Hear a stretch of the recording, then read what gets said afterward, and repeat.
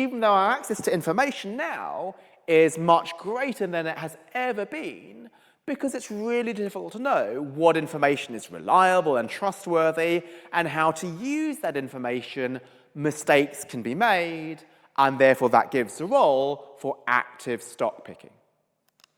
Now, you might think, well, yes, people make mistakes, but why don't those mistakes cancel out? Well, there's human error, but if human error is random, then it will just wash out. So let's say Andrea is always over-optimistic about stocks, and Prakash is always pessimistic about stocks. They make mistakes, but if Andrea buys too much and Prakash sells too much, then they're going to cancel out, and there's not going to be any effect on the overall stock market.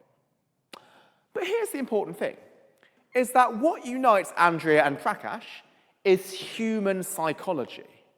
Right? Because they are both humans, when they make mistakes, they're going to be making mistakes in the same direction. For example, what did we see in the internet bubble of the turn of the millennium?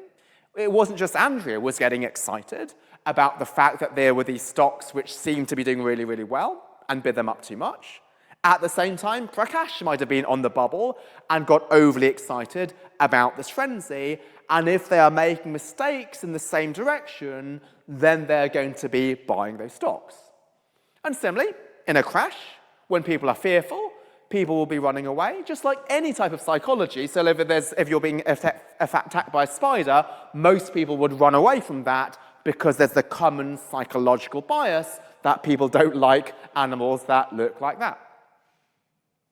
So given this, given that people have make these mistakes, the questions are, what mistakes do people make based on psychological research?